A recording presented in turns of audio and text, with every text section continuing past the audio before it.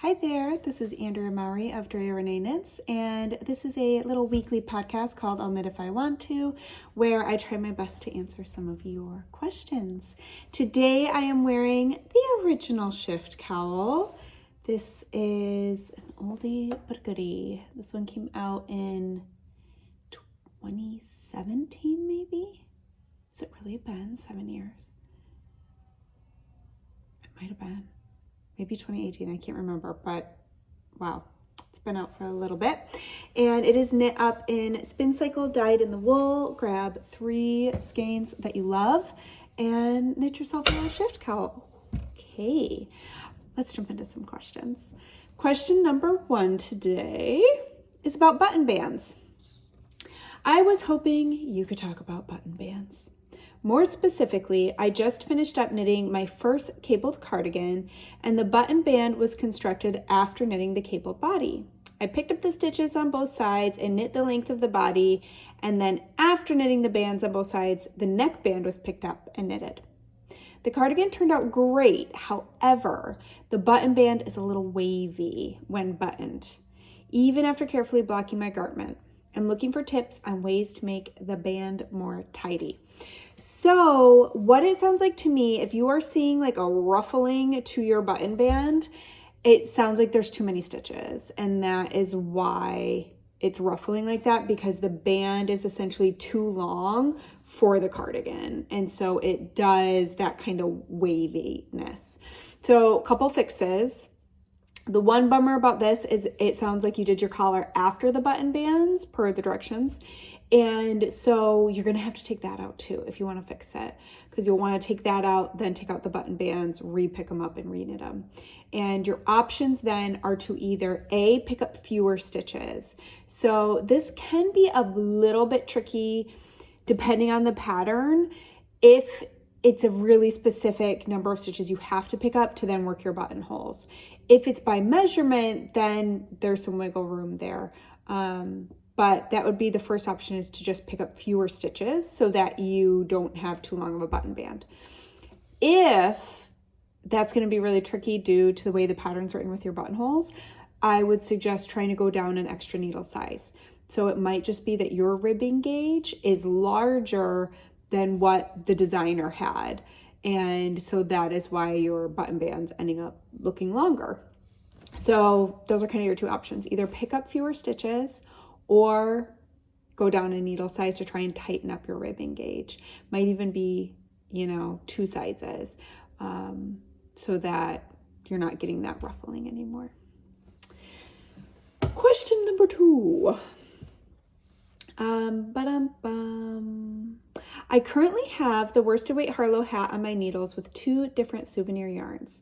One from Northern Michigan, which is a true worsted weight, and the other from Scotland, which is a lighter weight worsted. The combination is looking great, and the brioche is forgiving enough for the yarns to work well together. Anyway, my question is regarding needle length.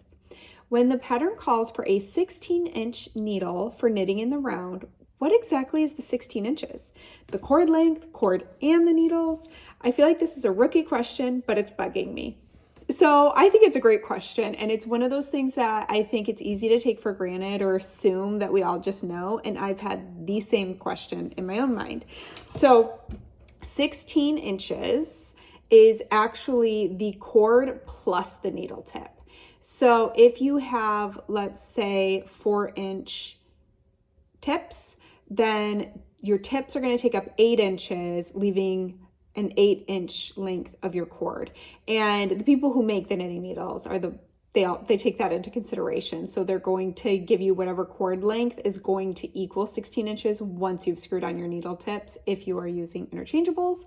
Otherwise, if you're just buying a fixed needle, the whole thing tip to tip is going to measure 16 inches, because that's, again, if you're working on a hat and let's say the hat is 16 inches because it's going to stretch a lot when you wear it, if the needle tips weren't included in that cord length, there's no way that it would stretch around the circumference of that needle, because then once you add in the needle tips, that could be anywhere from another 6 to 10 inches that would be added to your already 16-inch cord length. So you could be all the way up between 21 and 26 inches at that point. And if you're trying to do a hat, that's going to be way too long of a knitting needle, right? So there you go. It is the whole thing, needle tip to needle tip with the cord. Just busting right through these today. Question number 3. I'm nearly done knitting a top-down sweater, but have realized I'm not happy with the length and it could use an extra inch above the ribbing. The ribbing is wide and tedious, so rather than rip back, I'm tempted to perform sweater surgery, cut above the ribbing, add the extra inch, and then graft it back together. The problem is my sweater grows a lot with blocking and it's already been blocked. So how do I graft at the correct tension? Do I match my tension to the block stitches or try and graft tighter to allow room for growth when I reblock it?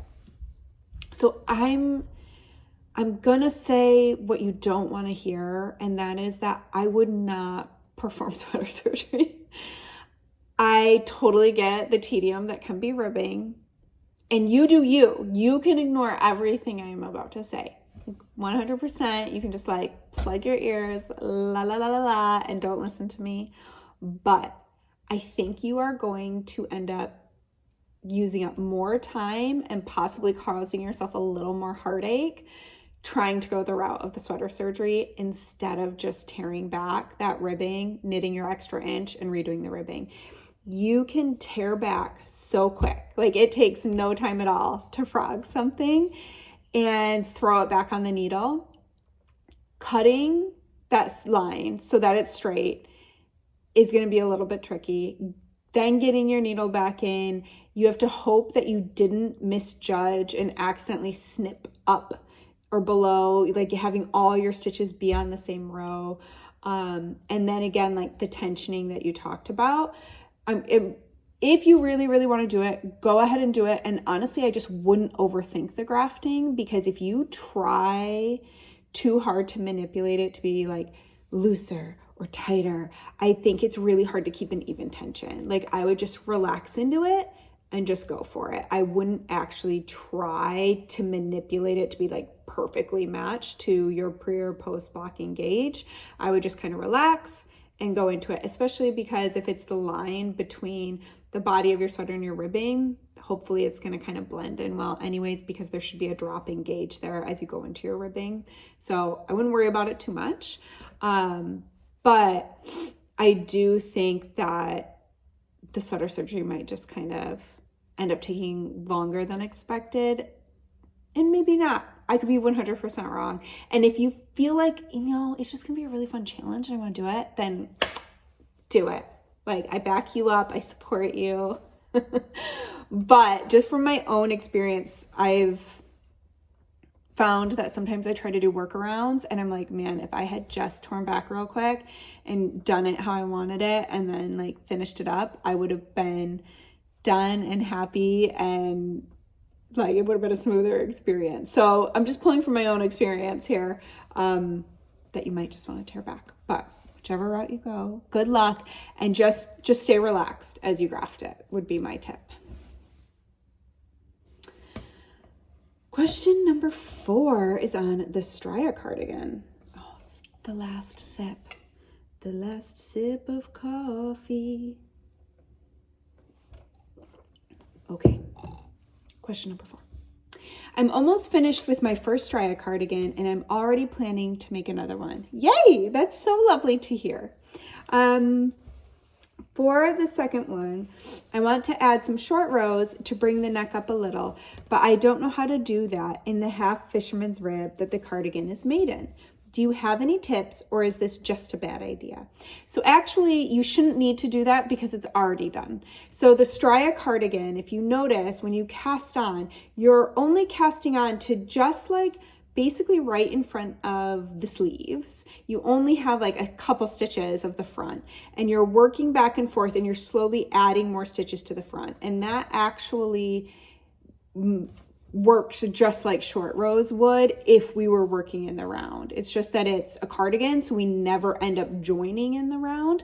We then just continue to build up the front of the cardigan. So they're already in there for you. You don't actually need to do that. But you, just so you know, you can do short rows in half fisherman's rib. My birch pullover, which is also half fisherman's rib, that does have, I used German short rows, I believe, to do that. So Was it German short rows? I can't remember. That one was a while ago. But it is short rows and have fisherman's rib. So you can do it in that stitch pattern, but you shouldn't need to for Straya because it's already built in for you. Last question. This is going to be the world's quickest episode this week. I said episode, right? In my head, all of a sudden I heard the echo of pepisode. Okay. I feel this is such a silly question, but I am afraid to wear my knits. I will wear a sweater out, and when I get home, I take it off because I'm afraid that lounging in it, cooking in it, cleaning in it, or even my cats will ruin it. Help me get over this fear. I would love to have a 100% handmade wardrobe, but fear stops me.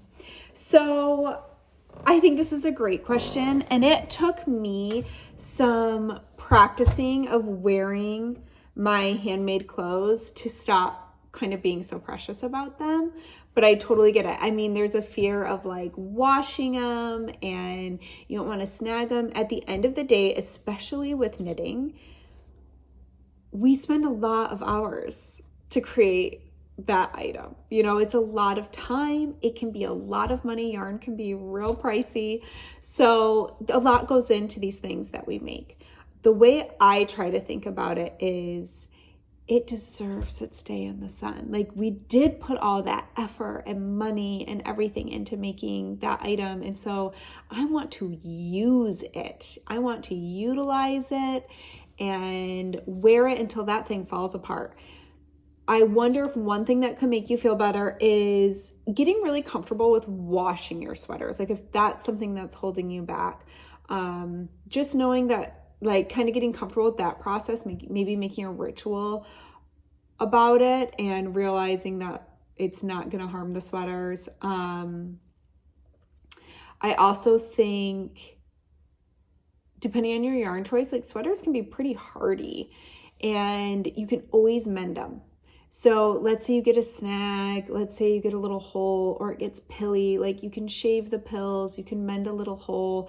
And sometimes it can be really sweet to see that little bit of mending. Like, you can even use a contrasting yarn to do that mending, and it just shows how loved that item is because you've worn it to the point where maybe it needs a little more TLC put into it. But I like to think of it as a celebration of my creativity and my hard work to wear the things I make. And now, I mean, I really wear them and I am fairly hard on them. I'm not precious about them anymore. I'm the same way with like my cookbooks. My cookbooks are a hot mess. They've got drips. I write in them. Like, I very much make them my own. And that is how I am with my clothing. Like, I want to take care of them. I want them to last, but I also want them, like, I'm not going to not live my life to its fullest. Like, I feel the same way about my kids' clothes. I have never put them in anything that I wasn't okay with it getting stained by paint or mud or a tear in it, because I want them to just go live their full life. And I think a way to celebrate our full lives is to wear things that we feel really good in. And for me, I feel the best when I'm wearing something I've made. I feel the most like my authentic self.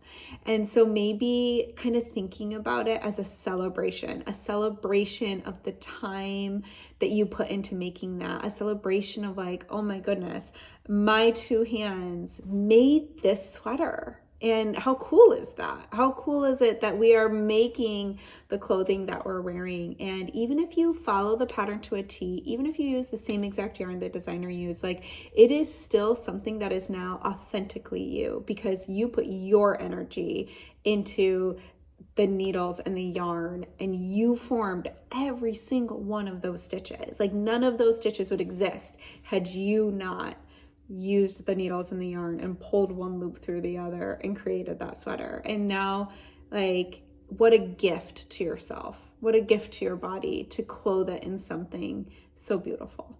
So there's my take on it. If anybody else has any tips or tricks for removing the fear of wearing their handmaids, honestly, I think it's a practice.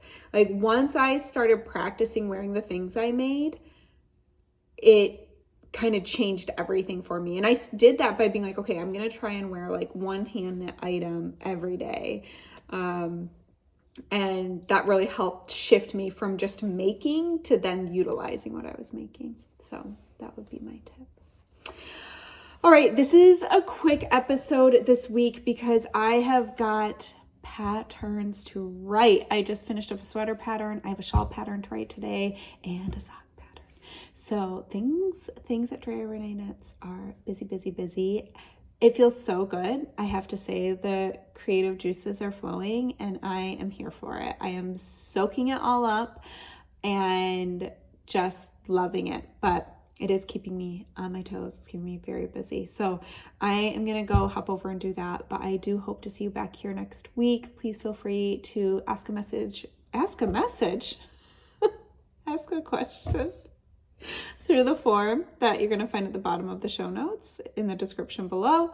And yeah, I guess that's it. I hope you have a fantastic weekend. Maybe you'll get some making in, and we'll see you soon. Bye.